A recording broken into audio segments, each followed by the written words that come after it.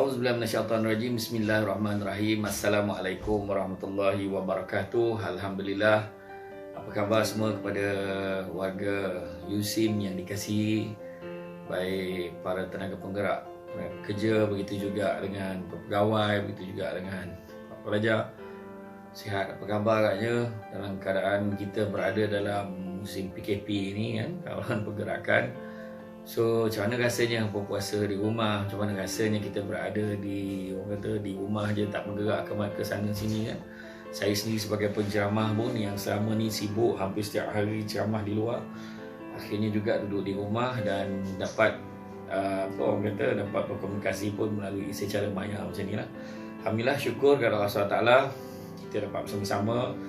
Hari ini santai-santai je, anda semua bersama dengan saya, yang mana saya sharekan kepada anda semua. Alhamdulillah, sebenarnya apa yang kita hadapi pada hari ini adalah satu keadaan yang mana Allah Ta'ala uji kita. Allah Ta'ala uji kita, yang mana sebagai manusia yang reda kepada Allah SWT, kita kena belajar untuk menyingkapi dan meneliti sendiri betapa besarnya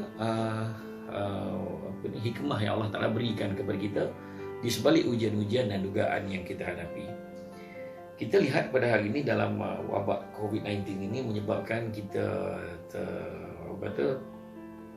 tersekat pergerakan kita, yang mana ada yang terganggu dari segi kerja, ada terganggu dari segi deadline, ada terganggu dari segi sumber pendapatan, ada yang terganggu dari segi kelangsungan hidup dan sebagainya. Jadi ini sebenarnya Allah Ta'ala memberikan satu gambaran kepada kita betapa Allah itu maha berkuasa. Bila Allah Ta'ala nak bagi, Allah Ta'ala bagi. Allah Ta'ala nak tarik, bila masa Allah Ta'ala tarik. Tetapi kita kena yakin satu perkara, yang Allah maha pengasih lagi maha penyayang. Allah Ta'ala sebut dalam Quran, la yukallifullahu nafsan illa wus'aha, yang mana Allah tak akan timpakan sesuatu kepada kita melainkan sesuai dengan kemampuan kita. Sementelahan pula kita ni di dalam menghadapi bulan Ramadan Al-Mubarak ini, yang mana berada dalam Ramadan, dalam tempoh kawalan pergerakan ini, kita dapat melihat bahawasanya keadaan yang masih lagi sama. Sebenarnya malahan fokus kita kepada ibadah itu sepatutnya lebih baik lagi, kerana kita berada di dalam ruang lingkup kawasan rumah kita bersama ahli keluarga kita, yang mana kita boleh mengajak ahli keluarga kita untuk berjemaah, beribadah bersama-sama, baik tarawih, baik makan berbuka puasa, sahur, kita tarawih, witir, kita mengaji, tadarus dan sebagainya. Jadi kita tidak boleh jadikan alasan bahawa wabak ini menyebabkan kita susah untuk ibadah. Malahan lebih terbuka luas, mungkin sudah tiba masanya kita memberikan penekanan pada amal ibadah kita. Sebelum tibanya Ramadan Al-Mubarak, ada 3 perkara yang perlu kita lakukan. Pertama, kita perlu minta ampun dengan Allah SWT banyak-banyak sebelum kita sebelum kita berada di dalam Ramadan ini sepatutnya. Kedua, kita berazam untuk tidak mahu mengulangi dosa-dosa yang pernah kita lakukan. Dan begitu juga yang ketiga, kita berazam untuk mempelajari hukum hakam berkaitan dengan ibadah yang boleh kita lakukan, baik ibadah wajib maupun yang sunat di dalam bulan Ramadan ini. Begitu juga daripada semua yang mendengar pada hari ini, sebenarnya kita kena sedar bahawa ada juga yang pada bulan ini kita lihat ramai yang mula tanya macam mana ibadah, macam mana sebagai ketua keluarga tiba-tiba kena jadi imam, macam mana tiba-tiba nak kena mengaji dengan anak-anak, dengan keluarga sama ni, boleh mengelak-ngelak kata mengaji kat pejabat, semayang kat luar masjid. Tapi kali ini kita kendalikan sendiri sistem organisasi dalam rumah tangga kita, dalam keluarga kita, macam mana agaknya. Jadi itulah dilihat bahawa kita berusaha untuk mengejar satu yang disebut sebagai ibadah ni. Sebab kita akan tanya, kita mesti akan tanya, kita cakap, ya Allah, ibadah aku ni diterima ke tidak, betul ke apa yang aku buat ni? Selama ni kita confident ikut imam, kita yakin kita ikut imam tu betul dah. Tetapi bila kita sendiri jadi imam, kita jadi ketua keluarga, kita kena lead tadarus, kita kena lead solat sunat tarawih, solat wajib dan sebagainya. Jadi kita mula tertanya. Jadi persoalan yang ditimbulkan adalah bagaimanakah caranya untuk mencapai kesempurnaan ibadah. Itu soalan yang penting juga. Bila sebut tentang kesempurnaan ibadah ini, ada 4 perkara yang tak dapat kita elakkan. Pertama, nak capai kesempurnaan ibadah, mestilah kena ada ilmu, kena belajar. Tak tahu kena tanya. Jangan malu-malu. Sekarang banyak medium kita boleh tanya. Kuliah live ustaz-ustaz ni apa hari-hari.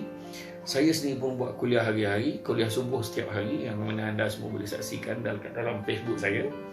Begitu juga kita boleh menelaah buku-buku secara online, e-book pun banyak sekarang. Kita boleh cek macam mana, apakah yang sepatutnya kita lakukan, macam mana solat ni, dia macam mana dari segi niat puasa, macam mana dari segi puasa, bagaimanakah puasa yang baik, bagaimana ibadah yang kita buat, sedekah ni macam mana, fidyah macam mana, zakat macam mana. Semua kita boleh belajar dengan ilmu. Itu pertama. Yang kedua, mesti ikhlas. Jangan letakkan dalam hati kita ni buat terpaksa. Jangan letakkan hati kita ni buat satu benda tu kata apa, dia dah anak-anak kan, anak-anak pandang apa pula kat aku. Bukan. Kita kena ikhlas betul-betul. Ikhlaskan hati kita dalam ibadah, nak capai kesempurnaan ibadah. Ketiga, tindak tanduk, perangai, sikap kita mesti ada perubahan yang lebih baik.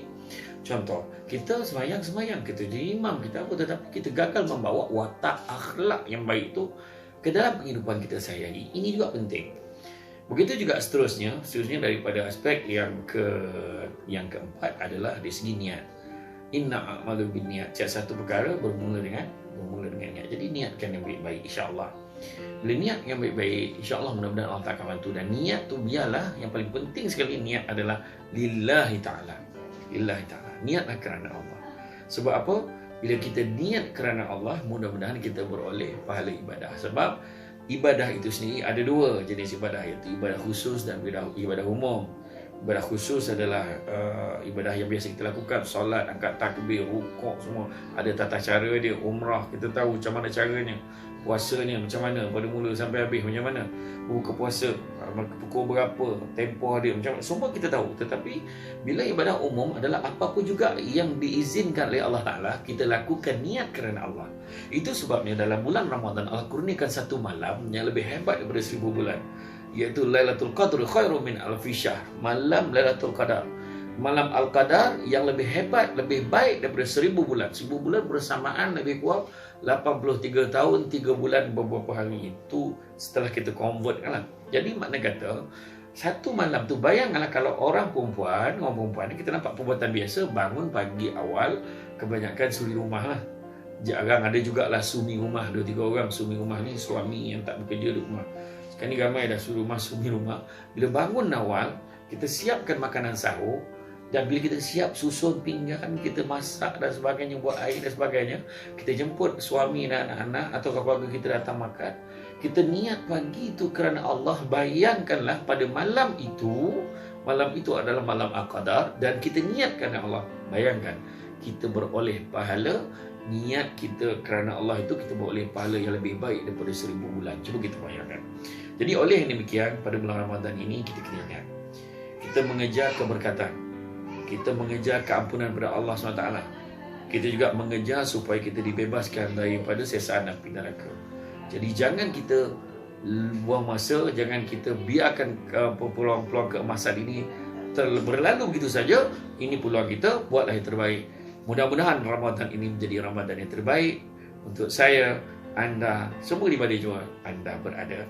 Rasanya cukup setakat itu. Jaga kepada semua warga USIM, kepada semua pelajar, kepada semua warga kerja USIM, kerja begitu juga anak-anak murid debat saya kan, pertubuhan persatuan debat di USIM, begitu juga anak-anak murid debat saya yang masih lagi berada di USIM ataupun yang telah pun bekerja dan sebagainya. Ingat, kita semua adalah manusia biasa. Dunia ini sementara sifatnya. Jadi anggaplah Ramadan ini adalah Ramadan terakhir. Maka bersungguh-sungguhlah kita menggapai segala pahala yang ada, menjadikan amal ibadah kita yang terbaik pada Ramadan kali ini, dan mudah-mudahan amalan kita diterima oleh Allah Subhanahu wa taala. Insya-Allah kita jumpa lagi di lain masa. Terima kasih banyak atas masa yang anda luangkan untuk saya. Assalamualaikum warahmatullahi wabarakatuh.